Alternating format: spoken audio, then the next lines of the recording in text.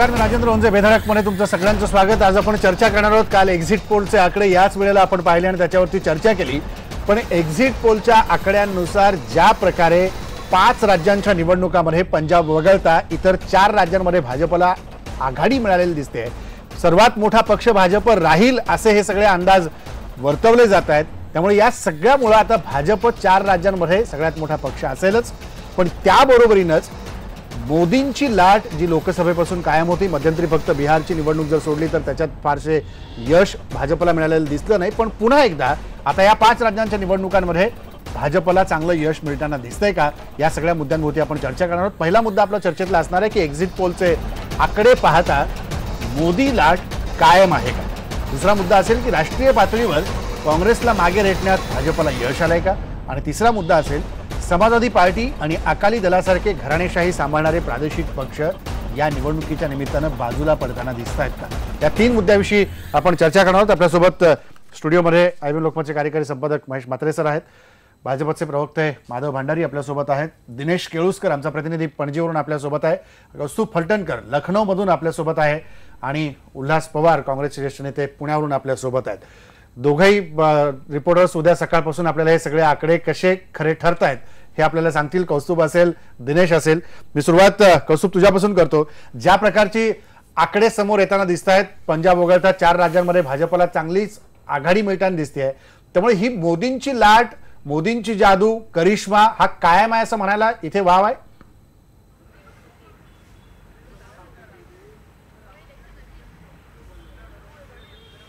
जादू, मोदींचा करिश्मा, कुठलाही शब्द वापर या निवडणूक निकालाचं वर्णन करताना किंवा याचा वृत्तांकन करताना, याचा ॲनालिसिस करताना आपल्याला हाच शब्द वापरावा लागणार आहे. कारण सगळ्यात महत्त्वाचं राज्य उत्तर प्रदेश. जर उत्तर प्रदेशात आपण भाजपाची स्थिती बघितली तर भाजपाकडे कुठलीही हक्काची अशी जातीची वोट बँक नव्हती. भाजपाचं बूथ लेवलवरचं कॅडर मागच्या निवडणुकीपर्यंत नव्हतं. आणि तिथून भाजप सत्तेच्या जवळ जर जात असेल तर स्पष्टपणे म्हणू शकतो की फक्त एकाच माणसाच्यामुळे भाजपला हे दिवस आलेले आहे, आणि ते म्हणजे नरेंद्र मोदी. ही संपूर्ण निवडणूक भाजपने नरेंद्र मोदी यांच्या चेहऱ्यावर लढली. समाजवादी पक्षाने, अखिलेश यादवनी खूप प्रयत्न केले की स्वतःचं विकास पुरुष म्हणून प्रतिमा निर्माण करून स्वतःभोवती ही निवडणूक लढवायची. पण भाजपाला हवं होतं तेच शेवटी झालं. उत्तर प्रदेशची निवडणूक तुम्हाला मोदी हवेत की नको याच मुद्द्यावर लढल्या गेली. आणि त्यामुळे आज जे काही एक्झिट पोल भाजपला हे आकडे देतात आहेत हे स्पष्ट जाणवत आहे की मोदींच्या लोकप्रियतेवरच भाजपने ही निवडणूक लढवली. इतकंच नाही तर मोदींचा नोटबंदीचा निर्णय असो किंवा उज्ज्वला योजना असो, या 2 गोष्टींचा या निवडणुकीत प्रचंड प्रभाव पडलेला आहे. आपल्याला मी तुला माहितीसाठी सांगतो राजेंद्र, 55 लाख कुटुंबांना इथे उज्ज्वला योजनेअंतर्गत फायदा झालेला आहे. त्या 55 लाख कुटुंबातील आपण प्रत्येक घरातल्या 2 वोटर जरी धरले तरी सरळ या योजनेमुळे 1 करोड मतदार थेट भाजपासोबत जोडले गेलेले आहेत. त्यामुळे एकंदरीतच मोदीचा जो करिश्मा तो उत्तर प्रदेशात पूर्णपणे आपल्याला जाणवतोय. उत्तराखंडमध्ये सुद्धा हीच परिस्थिती आहे.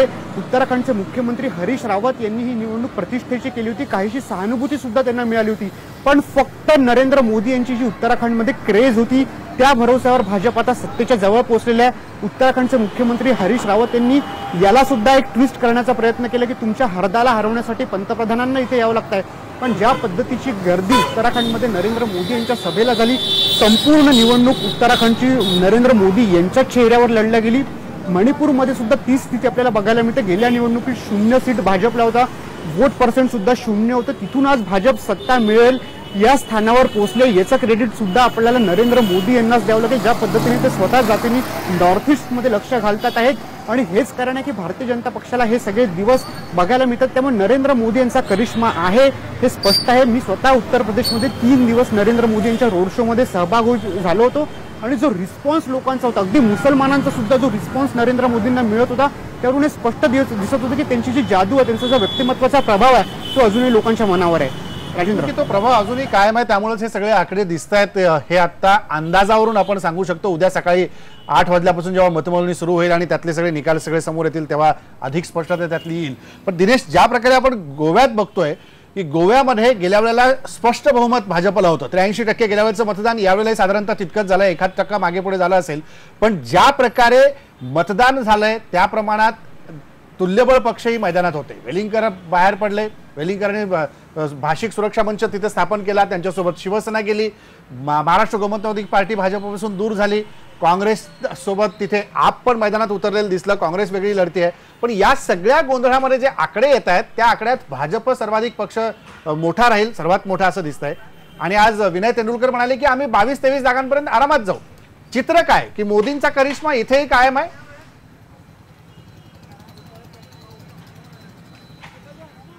राजेंद्र, नरेंद्र मोदींचा करिश्मा किंवा लाट कायम आहे हे गोव्याच्या बाबतीत तितकंसं सांगता येणार नाही. कारण इथे नरेंद्र मोदींची सभा झाली जरूर, पण नरेंद्र मोदींपेक्षा इथे गोव्यामध्ये भाजपचा चेहरा राहिला होता कॅम्पेनिंगचा, तो म्हणजे मनोहर पर्रीकर.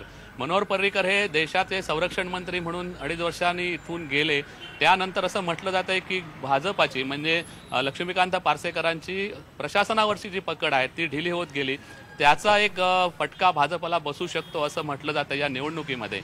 म्हणूनच मनोहर पर्रीकरांना यावेळी कॅम्पेनिंगमध्ये पूर्ण उतरवलं गेलं. असं म्हटलंही गेलं की मनोहर पर्रीकर पुन्हा गोव्यामध्ये दाखल होणार आहेत मुख्यमंत्रीसाठी म्हणून. आणि तो एक चेहरा भाजपने इथे वापरला, जरी मुख्यमंत्री पदाचं नाव इथे त्यांनी जाहीर केलेलं नसलं तरी. पण दुसरीकडे असंही म्हटलं जातं आहे की भाजपबद्दलची अँटी इन्कम्बन्सी आहे, कारण यावेळी खूप पक्ष निवडणुकीच्या रिंगणात होते, विशेषतः काँग्रेस असेल, आप असेल. आणि दुसरीकडे भाजपमधून फुटून गेलेले जे मगो पक्षाचं आहे यांनी शिवसेना आणि भाषा सुरक्षा म्हणजे गोवा सुरक्षा मंचाबरोबर एक निवडणूकपूर्व युती केली आणि त्या युतीला पूर्णपणे गोव्यामध्ये सपोर्ट मिळेल असा दावा सुदीन ढवळीकर करतायत. पण हे सगळे आकडे जरी आले तरी एक गोष्ट निश्चित आहे की भाजपला जास्ती कल लोकांचा राहिल्याचं कारण असं आहे की भाजपची भिस्त राहिलेली आहे ती महिला मतदारांवर राहिलेली आहे. आणि महिलांसाठी ज्या योजना म्हणजे भाजपने महिलांसाठी खूप योजना राबवलेल्या होत्या. निराधार महिलांसाठी 2,000 रुपये, त्याच्यानंतर आणखी लाडली लेख योजना की जी मुलगी 18 वर्ष झाल्यानंतर तिला 1 लाख रुपये मिळणार, अशा प्रकारच्या लोकप्रिय योजना भाजपने खास महिलांसाठी वापरल्या. आणि त्याचा फायदा कदाचित भाजपला होऊ शकतो असं म्हटलं जातंय. आणि त्यांचीच भिस्त जे महिला मतदारांची भिस्त भाजपला म्हणजे भाजपची त्या महिला मतदारांवर भिस्त राहिलेली आहे. आता दुसरीकडे असं झालेलं आहे की साऊथ गोवामध्ये जे चर्च आहे म्हणजे विशेषतः ख्रिश्चन वोटर्स आहेत, यांना असं चर्चने सांगितलं की यावेळी भाजपला बाजूला ठेवा. पण ते ख्रिश्चन महिला वोटर्स तितकंसं ऐकतील का हा खरा प्रश्न आहे. मुख्यतः उद्या ज्यावेळी काउंटिंग सुरू होईल त्यावेळी पहिल्या ज्या 10 कॉन्स्टिट्युन्सी असतील उत्तर गोव्यातल्या त्यावरून खरं ट्रेंड स्पष्ट होईल. कारण मनोहर पर्रीकरांची जी मतदारसंघ तो इथे राहिलेला आहे त्या सगळ्या नॉर्थ गोवामध्ये 10 मतदारसंघ असे आहेत की जिथे भाजपची मदार आहे. याच्यापैकी भाजपला जवळपास 8 जागा मिळतील असा दावा केला जातोय भाजपाकडून. आणि ओव्हरऑल भाजपा 22 गाठेल असा आज गोव्याचे भाजपाचे अध्यक्ष म्हणाले. आणि त्यांना गरज लागलीच तर आम्ही अपक्ष पुन्हा मदतीला घेऊ असंही ते सांगायला विसरलेले नाहीत. त्यामुळे गोव्याचं चित्र हे अगदी स्पष्ट बहुमतात भाजपा येईलच असं काही ठोस आता सांगता येत नाहीये. राजेंद्र, असं काही ठोस असं सांगता येत नाहीये. धन्यवाद दिनेश. कारण आता राजू नाईक आता तुझ्यानंतर गोव्यातून आपल्यासोबत असणार आहेत, लोकमत गोवाचे संपादक, गोव्यातल्या सगळ्या विश्लेषणासंदर्भात. पण ज्या प्रकारे आपण आता हे सगळं बघतोय माधव भंडारी की हा करिश्मा मोदींचा अजूनही कायम आहे, मोदींची लाट अजूनही कायम आहे की मध्यंतरी थोडीफार बिहारच्या निवडणुकीपुरती ती लाट ओसरली होती आणि आता पुन्हा एकदा वेगाने भरती होताना दिसते लाटेला. आपण त्या विषयाकडे वळण्यापूर्वी दिनेशच्या बोलण्यातून एक मुद्दा जो आला आणि त्याच्याशी मला एक वेगळा संदर्भ लक्षात आला तो आधी सांगतो. दिनेशने कॅथॉलिक ख्रिश्चन मतदारांबद्दल आणि ख्रिश्चन महिला मतदारांबद्दल थोडी माहिती दिली जी माझ्या कुठे दक्षिण गोव्यात.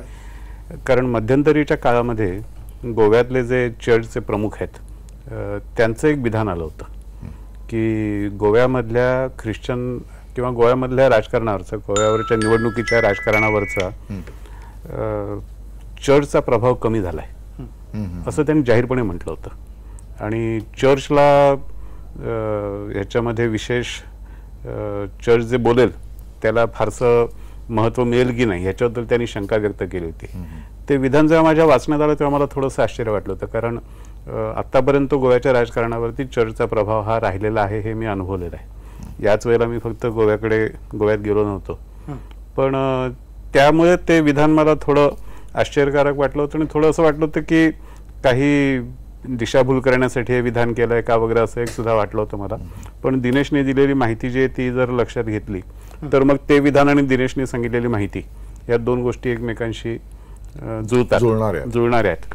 त्यामुळे हे एक गोव्याच्या जनतेच्या मानसिकतेत बदल होतोय असा त्याचा अर्थ आपण घेऊ शकतो, की जो चर्चचा पगडा मतदारांवर होता तो कमी होताना दिसतो असं तुम्ही तो कमी होताना. मोदींच्या लाटेचं काय नाही, मी आपला तो एक संदर्भ आला त्याच्यामध्ये आणि आपण त्याच्यावर बोलूया.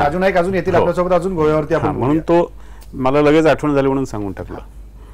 लाटेबद्दलचा जो प्रश्न आहे, आत्ताचे काही एक्झिट पोलचे आपल्या समोर आकडे येत आहेत, त्याच्यानुसार हे निश्चितपणे दिसतंय की मोदींचा प्रभाव, मोदींचं आकर्षण हे जनमतावर आजही आहे.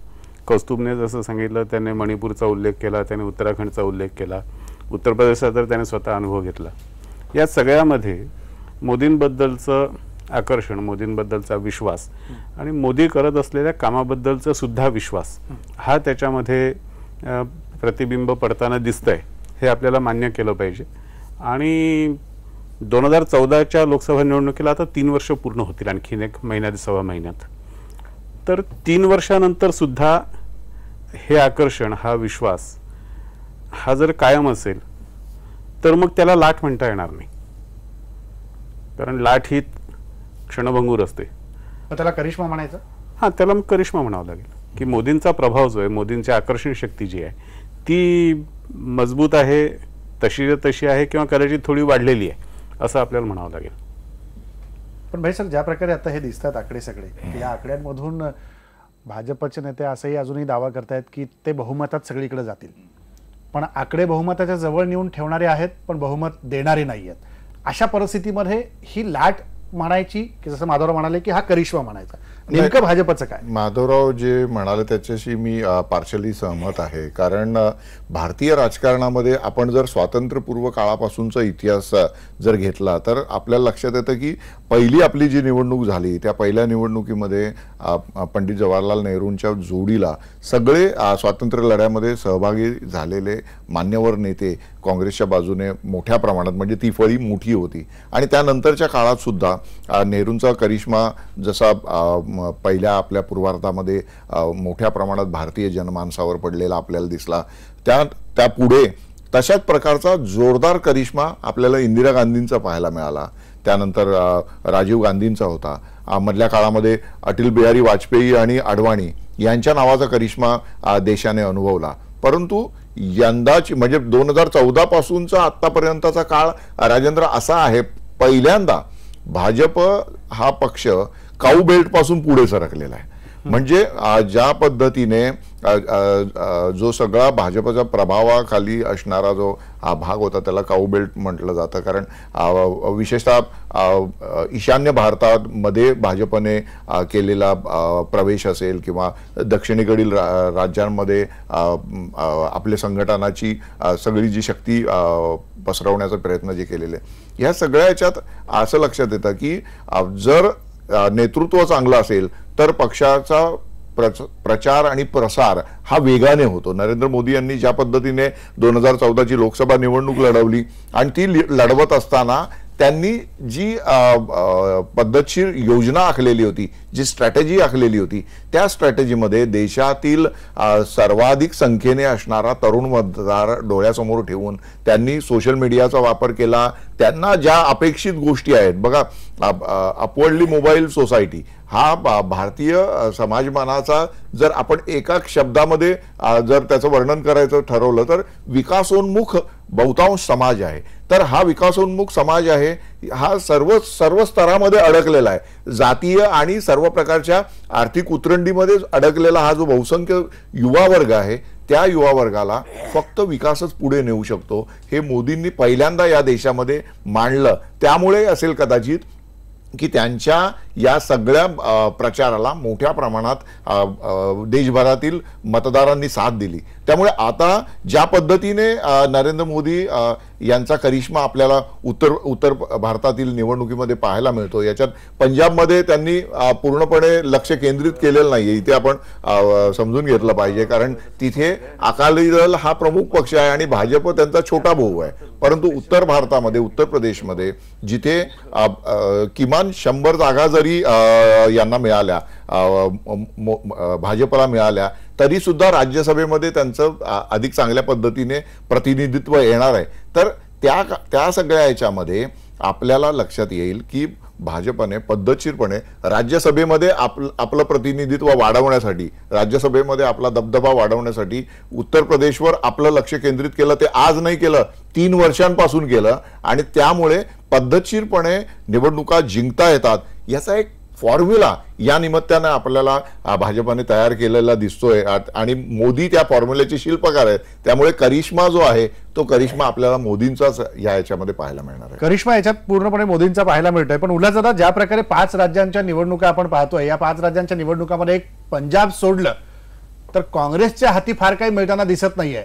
खुद्द राहुल गांधी उत्तर प्रदेशात जोरदार समाजवादी पार्टीबरोबर युती करून फिरले. जवळपास 250 सभा त्यांनी घेतल्या आपल्या मतदारसंघात, 40-50 जाहीर सभा घेतल्या. एवढं होऊन देखील फार यश काही काँग्रेसला तिथं मिळतं असं दिसत नाही. उत्तराखंड मधली सत्ता जाताना दिसतेय, मणिपूरमध्ये देखील सत्ता बदल होताना दिसतोय. गोव्यामध्ये 2 टर्म काँग्रेस सत्तेच्या बाहेर आहे, तिथेही सत्तेच्या जवळ जाताना दिसत नाही. का असं होतंय काँग्रेसचं?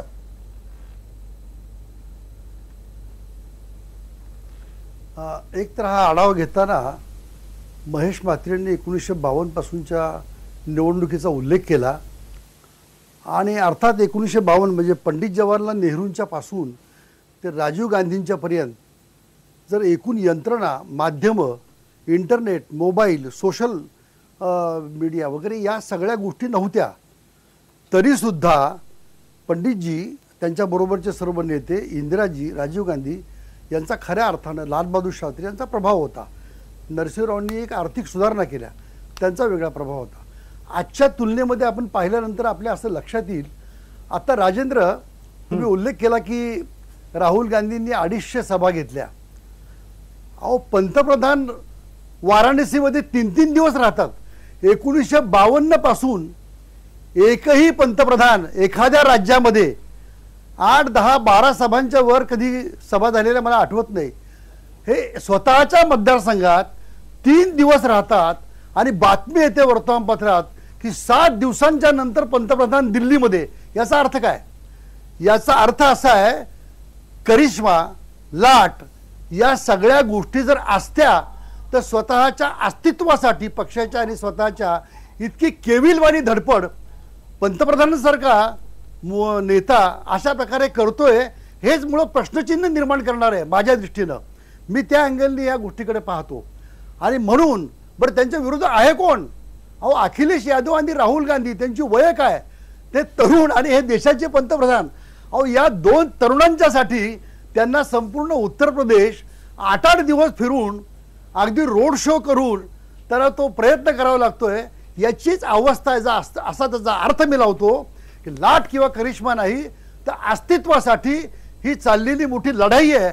आणि आत्ता आपण जो उल्लेख केला महेशने आपण की राज्यसभेतल्या जागा वाढवायच्यात, म्हणजे त्यांना सत्ता मिळवायची ते माहीत नाही, पण राज्यसभेची जागा वाढवायची आणि मग पुढं 2 वर्षांनी येणाऱ्या राष्ट्रपती निवडणुकीमध्ये आपला काहीतरी से असावा यासाठी चाललेली धडपड आहे. तिथं राज्यामध्ये त्यांचं सरकार येईल का नाही हा फार नंतरचा प्रश्न आहे.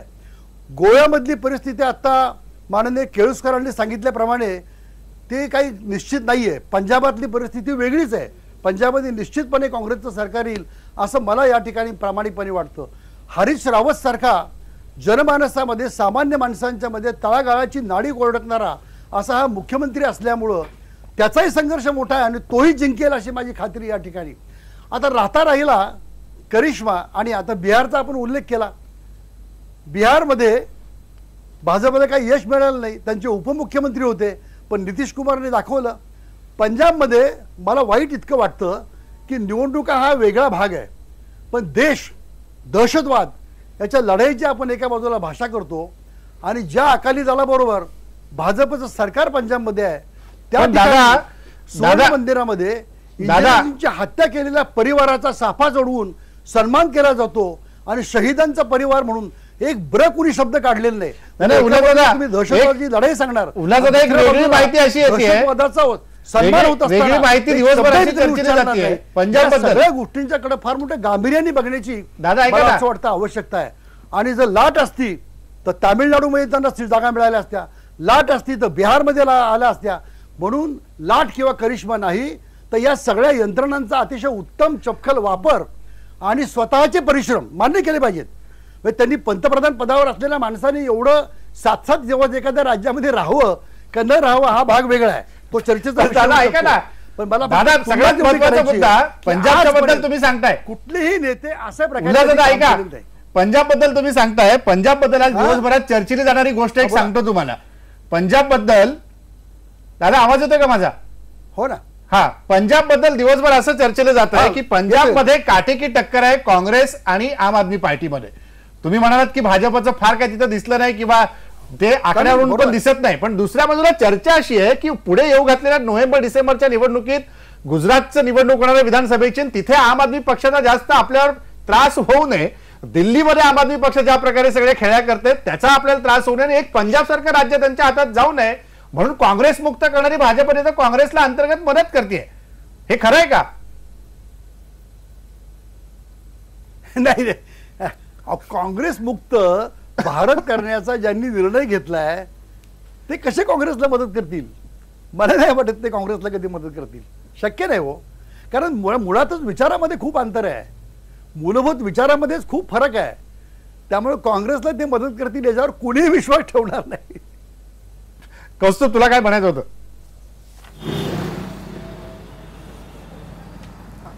दादांना बोलायचं, दादा काँग्रेस हा जो तर्क देते की नरेंद्र मोदींना उत्तर प्रदेशमध्ये परिश्रम करावे लागले, रोड शो करावे लागले, मला वाटतं की काँग्रेसची इथे गफलत होते. कारण वाराणसी हा संघ परिवाराचा परंपरागत बालेकिल्ला आहे. एक वाराणसीची सीट अडली होती, पण नरेंद्र मोदींनी 3 दिवस जे प्लॅनिंगनी रोड शो केलं त्याच्यामुळे 6वा आणि 7वा फेज पूर्णपणे त्यांनी आपल्या प्रभावाखाली आणला. आणि हा तो फेज होता जिथे गेल्या वेळेस अखिलेश यादवनी जबरदस्त प्रदर्शन केलं होतं आणि या नरेंद्र मोदींनी 3 दिवस इथे प्रचार केल्यामुळे पूर्णपणे बाकी विरोधी पक्ष हायलाईटच्या बाहेर होते. मायावतींच्या सभेचा उल्लेख कुठे झाला नाही. अखिलेश आणि राहुल गांधींनी जो मेगा रोड शो वाराणसीमध्ये केला तो सुद्धा बातम्यांमध्ये दबला गेला. त्यामुळे मोदींनी हे प्लॅनिंगनी केलं होतं आणि काँग्रेसला आणि समाजवादी पक्षाला याचा फटका बसला. हे दादा काँग्रेस मान्य करत नाहीये, जेव्हा की पोलस्टार सगळे सर्वे आपल्याला स्पष्ट सांगतात आहेत की 6व्या आणि 7व्या टप्प्यामध्ये भाजप जोरदार प्रदर्शन करत आहे आणि नरेंद्र मोदींच्या रोड शो मुळे दादा काँग्रेस अजून सत्ता गेल्याच्या मानसिकतेत गेलेलं नाही आहे का दादा अजून? म्हणजे तुम्ही अजून जी वस्तुस्थिती आहे गेली 3 वर्ष झाले ज्या पद्धतीने सर्व पातळ्यांवर काँग्रेसची पिछेहाट होताना दिसते दादा, तर या सगळ्या याच्यात आत्मपरीक्षण करण्याच्या ऐवजी काँग्रेस म्हणतं की नाही उलट अनेक माध्यमातून हा बोला होता आता बोला या निवडणुकीत उलट काँग्रेसला चांगलं यश मिळताना दिसते असं अनेक माध्यम. आमच्या शुभेच्छा आहेत दादा. उद्या झालेली होती. आमच्या शुभेच्छा आहेत काँग्रेसला. आमचं काय म्हणणं सकाळपासून आपण याची सगळी चर्चा करू आकड्यांवरती. राजू नाईक तुम्हाला काय म्हणायचं होतं याच मुद्द्यावर काँग्रेसच्या?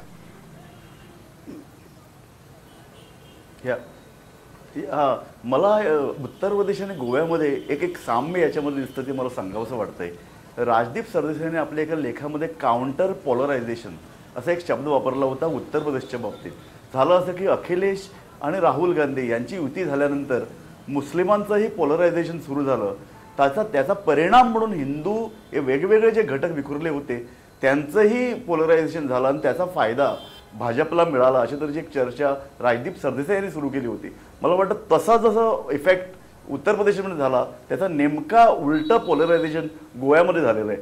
मगाशी कॅथलिक वोटर्स कसे मतदान करतील याच्यावर चर्चा चालली होती आणि त्या चर्चेच्या अनुषंगानं असा एक मुद्दा आता पुढे येतोय की कॅथलिकांचंही पोलरायझेशन झालेलं आहे. झालं असं की मागच्या वेळी 2012च्या विधानसभा निवडणुकीत कॅथलिक मतं एकसंघरित्या भाजपच्या बरोबर राहिली, त्यामुळे त्यांचा आकडा 21 पर्यंत जाऊ शकला. त्याशिवाय इतर घटक पक्ष होते. पण यावेळी नक्की म्हणजे मोदी इफेक्ट जसा आपण म्हणतो ना, महाराष्ट्रातून गुजरात ओरिसापर्यंत तिथून आता उत्तर प्रदेशाकडे जो मोदी लाट सरकली असं आम्ही जे म्हणतो आणि तिकडे जे हिंदू मतांचं पोलरायझेशन झालंय त्याचा नेमका इफेक्ट दुसरा वाईट इफेक्ट गोव्यावर झालेला आहे. म्हणजे असं झालेलं आहे की सगळे हिंदू फोर्सेस एकत्र येत आहेत आणि मोदींचा करिश्मा वाढतोय. दुसऱ्या बाजूला एवढे जे काही प्रश्न मोदींनी निर्माण केले त्यामुळे कॅथलिक जो वोटर आहे गोव्यामधला तो बिथरलेला आहे आणि त्यांनी कॅथलिक चर्चनं तर या 2017च्या निवडणुकीमध्ये आवाहन केलं होतं की भाजपचा पाडाव करा. आणि भाजपचा पाडाव करणारा एकमेव पक्ष दिसतोय तो काँग्रेस. जिथं काँग्रेस प्रभावी नाही तिथं गोवा फॉरवर्ड सारख्या पक्षाला टाका. पण गोव्यामध्ये आपचा घटक जो आहे, आप हा भाजपाची बी टीम आहे अशा तऱ्हेचा आरोप झाला होता. त्यामुळे आपला सुद्धा मतदान न करता काँग्रेस आणि काँग्रेसचे काही मित्रपक्ष आहेत त्यांना मतदान करा अशा तऱ्हेचं आवाहन कॅथलिक चर्चनं केलं होतं. त्याचा परिणाम काही प्रमाणात होऊन माझ्या मते मला हे एक्झिट पोलचे निकाल मान्य नाही आहेत. माझ्या मते गोव्यामध्ये काँग्रेस हा सर्वात मोठा पक्ष बनू शकतो. गोव्यात काँग्रेस हा सगळ्यात मोठा पक्ष बनू शकतो. याच सगळ्या उल्हासदादा तुमच्यासाठी चांगली बातमी आहे. उल्हासदादा दादा बरोबर दादा खूप शांतपणे हसतायत. पण महापालिकेच्या निवडणुकीवर दादानीच काँग्रेसच्या नेत्यांना खडे बोलून सुनावले होते की नेतृत्व कसं असलं पाहिजे, हा खरा कळीचा मुद्दा राष्ट्रीय पातळीवर पण गेला पाहिजे. त्यामुळे ऐकणार त्यामुळे आणखी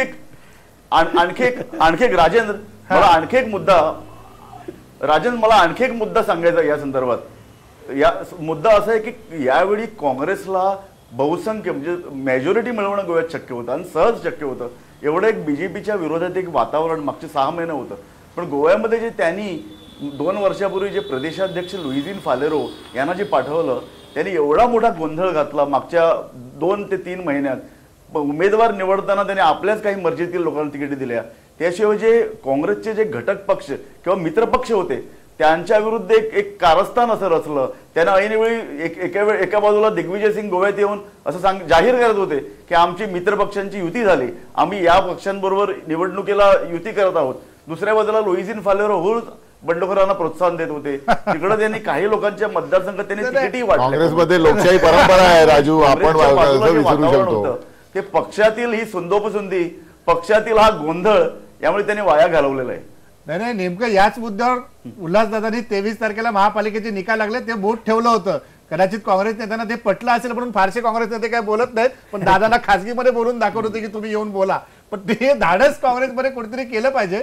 पण ती लोकशाही बाहेर जसं म्हणाले की लोकशाही आहे काँग्रेसमध्ये असं म्हणायला कोट अनकोट मध्ये लोकशाही छानपैकी तिथे टिकते नांदतीये. पण एक छोटासा ब्रेक घेऊ आणि ब्रेक नंतर सगळ्या या घराणेशाहीबद्दल आणि भाजप ज्या प्रकारे काँग्रेसला रेटण्यात यशस्वी होतंय का हे 2 मुद्द्यावरती आपण बोलूया.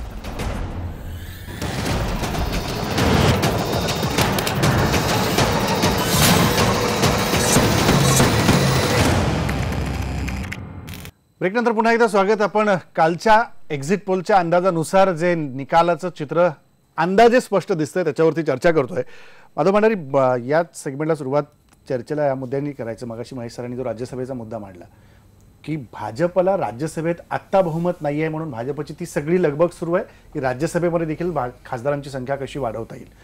त्यासाठीच हे सगळं सुरू आहे. एकीकडे काँग्रेसमुक्त भारत करण्याचा भाजपचा प्रयत्न आणि दुसऱ्या बाजूला राज्यसभेमध्ये बहुमत मिळवून सत्ता कुठली येते की नाही त्याच्याशी काही नाही. उल्हासदादा पण मगाशी म्हणाले पण राज्यसभेमध्ये आपले खासदार वाढवायचे, लोकसभेप्रमाणेच निर्णय घ्यायला तिथं पण सोयीस्कर होईल. राज्यसभेमध्ये खासदार वाढले पाहिजेत हे उद्दिष्ट असणं याच्यामध्ये काही गैर आहे किंवा गुन्हा आहे असं काही मला वाटत नाही.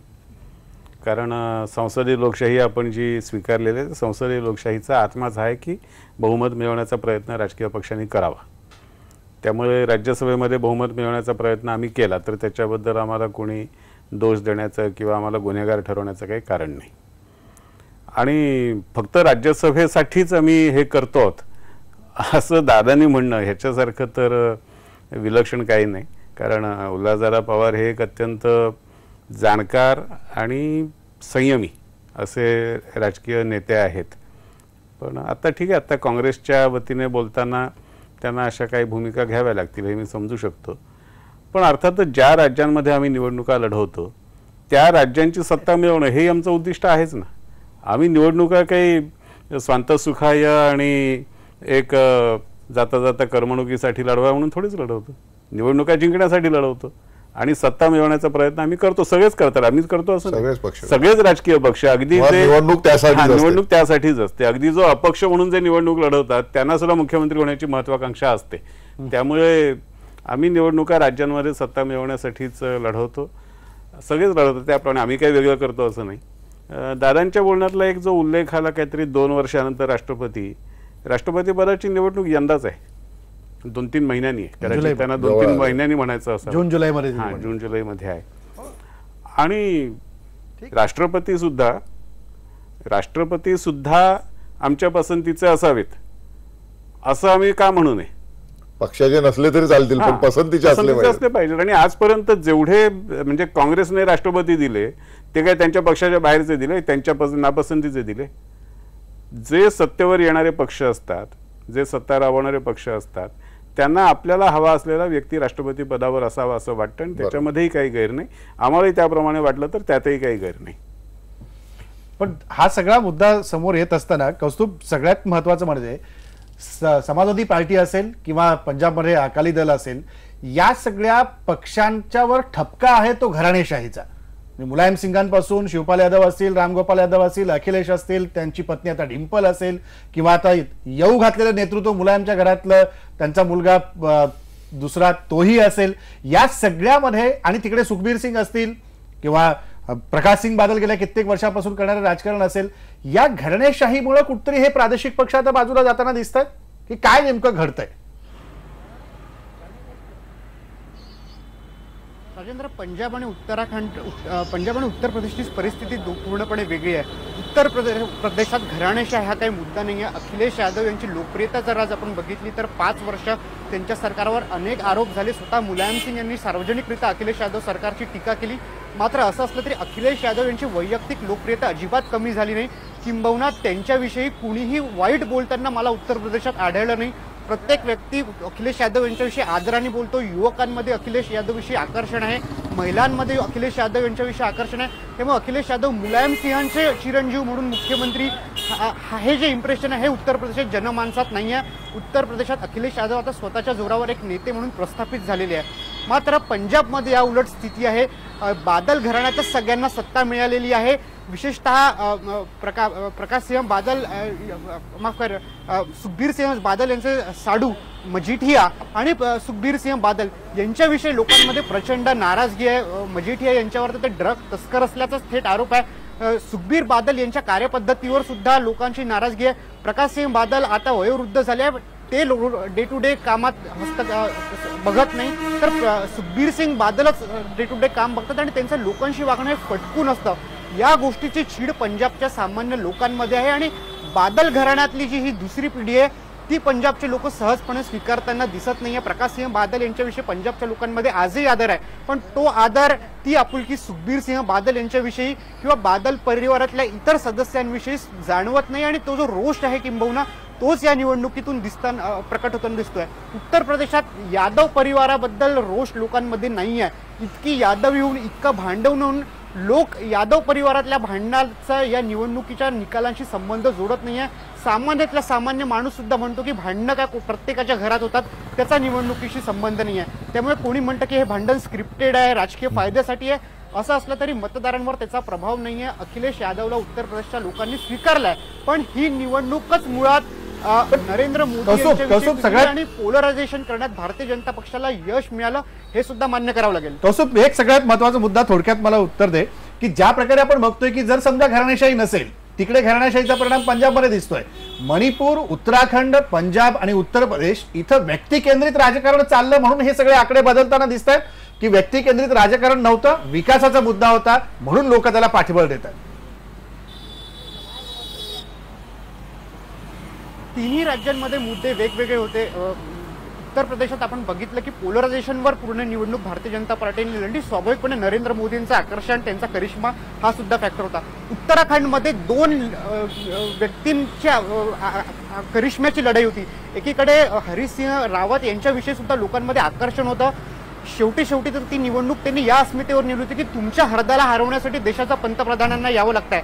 हरीश रावत यांच्या या विधानाला, या कॅम्पेनला लोकांचा चांगला प्रतिसाद मिळाला, पण नरेंद्र मोदींची लोकप्रियता त्यावर भारी पडताना दिसते आणि जे रिझल्टमध्ये आपल्याला दिसतंय, उत्तराखंड भाजपचा एकही चेहरा या निवडणुकीत समोर नव्हता. किंबहुना उत्तराखंड भाजपमध्ये प्रचंड भांडण आहे, पण फक्त नरेंद्र मोदी यांचा चेहरा भाजपने समोर ठेवला आणि लोकांना जे त्यांच्याविषयी आकर्षण आहे त्याचा फायदा भाजपला उत्तराखंडमध्ये होताना दिसतोय. मणिपूरमध्ये संघ परिवार गेल्या अनेक वर्षांपासून नॉर्थ ईस्टमध्ये काम करतात, त्यांच्या वेगवेगळ्या संघटना जमिनीवर काम करतात आहेत आणि त्याचे फळ आता आसाममध्ये सुरुवातीला आलं. मणिपुरात हे दुसरं राज्य असणार. संपूर्ण संघ परिवार सध्या नॉर्थ ईस्टवर लक्ष केंद्रित करते.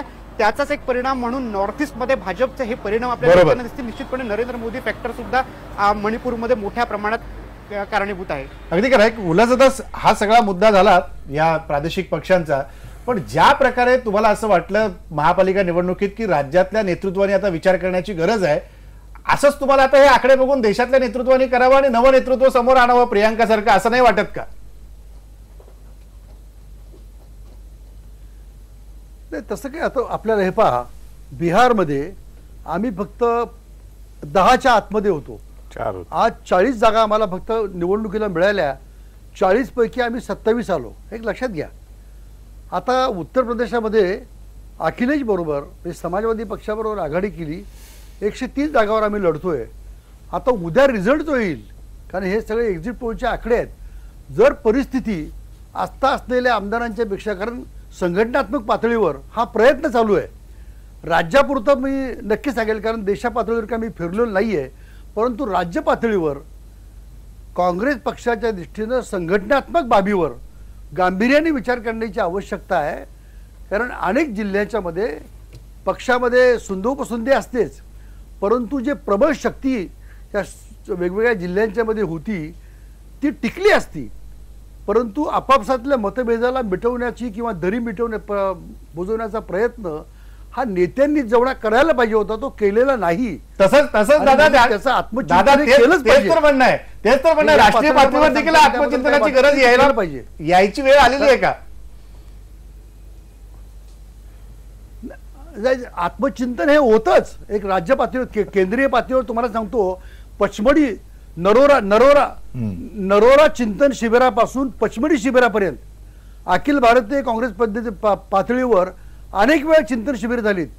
फक्त निवडणुकीपुरती नाही, निवडणुकीच्या अपयशाकरता झाली. पण त्याहीपेक्षा देशामध्ये लोकशाही, समता आणि विशेषतः सेक्युलरिझम हा कसा टिकवता येईल याच्यावर चर्चा झाली आणि त्या पातळीवर काम केलं पाहिजे. निवडणुका येतात आणि जातात, पण देशाचा अखंडत्व, स्वातंत्र्य आणि एकता ही टिकवण्याकरता पक्षाची जबाबदारी आहे. नाही, निश्चित दादा, ज्या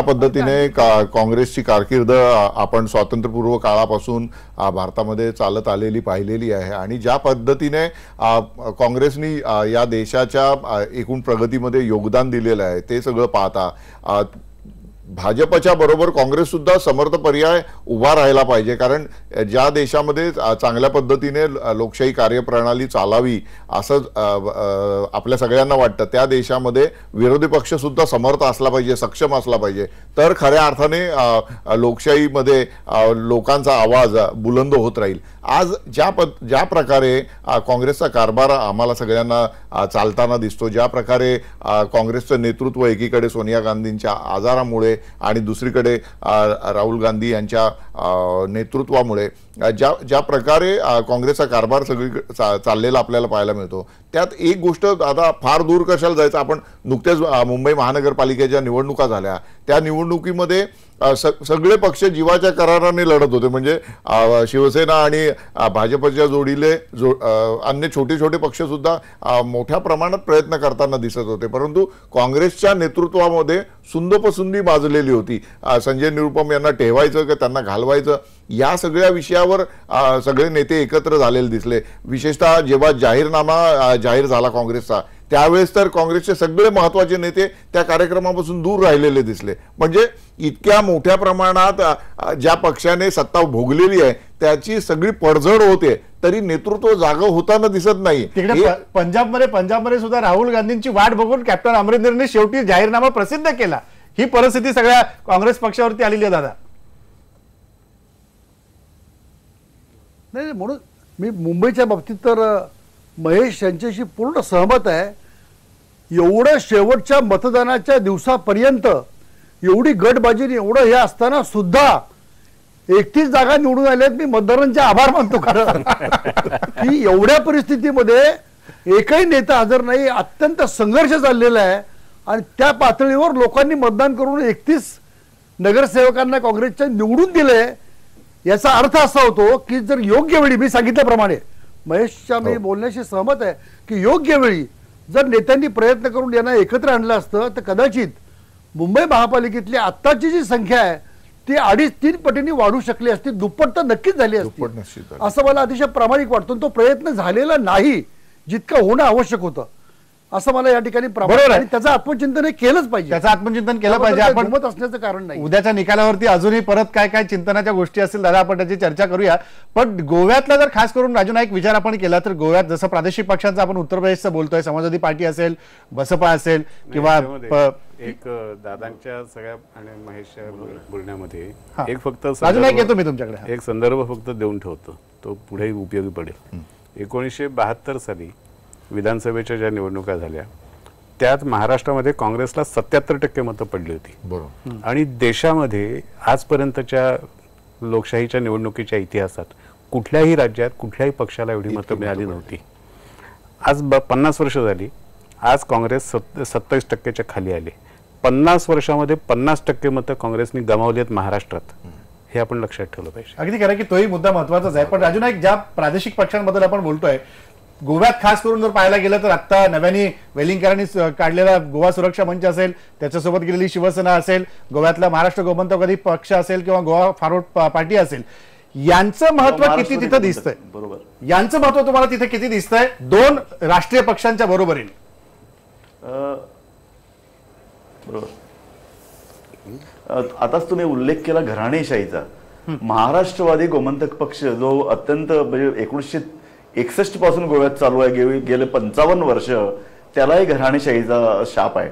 तुम्हाला माहित असेल पहिले मुख्यमंत्री भाऊसाहेब बांदोडकर ते अत्यंत लोकप्रिय होते, म्हणजे त्यांच्या एवढा करिश्मा असलेला दुसरा नेता नव्हता. पण दुर्दैव असं त्यांना आपले दुसरे नेते तयार करता आले नाहीत, पक्षामध्ये कॅडर तयार करता आले नाही.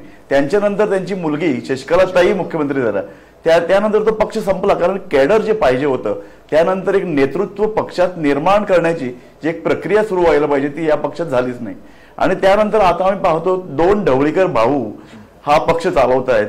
आणि जेव्हा 2 मंत्री घ्यायचं ठरलं भाजपा मंत्रिमंडळात, दोन्ही भाऊ मंत्रिमंडळात गेले. त्यामुळे या पक्षाने नेते घडवले नाहीत.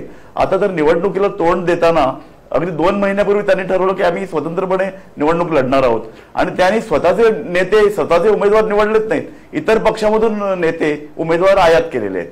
त्यामुळे हा पक्ष सुद्धा पुढच्या काही वर्षामध्ये नवी बांधणी कशी करेल, नवी केडर तयार कसं करेल, की घराणेशाहीचीच कास धरून पुढे जाईल, असे अनेक प्रश्न आहेत. आणि त्याच अनुषंगाने हा जर तुम्ही आता जो प्रश्न विचारला, महाराष्ट्रवादी गोमंतक पक्ष आहे, सुभाष वेलिंगकरांनी सुरू केलेला गोवा सुरक्षा मंच आहे किंवा गोवा फॉरवर्ड आहे, हे सगळे असं आता तरी असं वाटतंय की क्षणिक हा जे काही राजकीय जे काही व्हॅक्यूम निर्माण झालाय त्याचा फायदा घेण्यासाठी हे सगळे पुढे आलेले आहेत. महाराष्ट्रवादी गोमंतक पक्ष ज्या पद्धतीने आता मागची 10 वर्ष चाललेला आहे ढवळीकरांच्या नेतृत्वाखाली, तो काही पुढे जाईल शकेल असं मला वाटत नाही. त्याचं अस्तित्व हे ढवळीकर दोन्ही बंधू किती काळ या पक्षाचं नेतृत्व करू शकतात आणि किती काळ पैसे वाटू शकतात, म्हणजे मंत्रिमंडळात राहणं, जास्तीत जास्त पैसे करणं आणि लोकांना खिरापती वाटणं, हेच सध्या महाराष्ट्रवादी गोमंतक पक्षाचं धोरण आणि त्यांची राजकीय भूमिका झालेली आहे. त्याचप्रमाणे वेलिंगकर आता ज्या पद्धतीने ते असूया किंवा राजकीय स्वार्थ किंवा काही राग धरून ते राष्ट्रीय स्वयंसेवक संघातून बाहेर पडले होते, त्यांनी हा पक्ष काढला, पक्ष चांगल्या पद्धतीने त्यांनी निवडणूक लढवली. म्हणजे भाजपला नामोहरण करण्यासाठी जे जे काही करायचं होतं ते सगळं वेलिंगकरांनी केलेलं आहे. पण पुन्हा ते RSS मध्ये सामील झाले. त्यामुळे त्यांच्याबरोबर जी मंडळी या पक्षात आली होती त्यांच्यामध्ये सध्या चलबिचल आहे, आणि हा पक्ष किती पुढे जाऊ शकेल याच्याबद्दल शाश्वती नाहीये.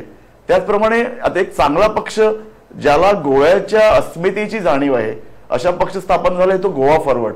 पण त्यांना सुद्धा पुढची राजकीय भूमिका, भविष्यातील राजकीय भूमिका कोणत्या प्रकारे घ्यावी, हा पक्ष कसा चालवावा या संदर्भात राजकीय जाण आणि परिपक्वता किती आहे, हे सगळे संशय पुढच्या काही वर्षामध्ये स्पष्ट होणार आहेत. अगदी खरं आहे की हे सगळे मुद्दे पुढच्या काही वर्षात स्पष्ट होतील. मात्र याच्यातले अधिक संकेत आणि अधिक स्पष्टता उद्याच्या निकालामध्येच आपल्याला उद्याच्या निकालातच येऊ शकते. त्यामुळे या सगळ्या निकालाबद्दल आपण चर्चा करणार आहोत. आता आपला वेळ संपलाय. धन्यवाद सगळ्या पाहुण्यांचे. उद्या सकाळी 7 वाजल्यापासून IBN लोकमतवरती कौल राज्यांचा सगळ्या या मान्यवर पाहुण्यांसोबत प्रत्येक क्षणाचे अपडेट, अचूक बातमी, प्रत्येक निकालाची स्पष्टता आणि निकालामागचं सविस्तर विश्लेषण आपण ऐकणार आहोत. त्यामुळे पाहायला विसरू नका कौल राज्यांचा उद्या सकाळी 7 वाजल्यापासून. आता इथंच थांबू.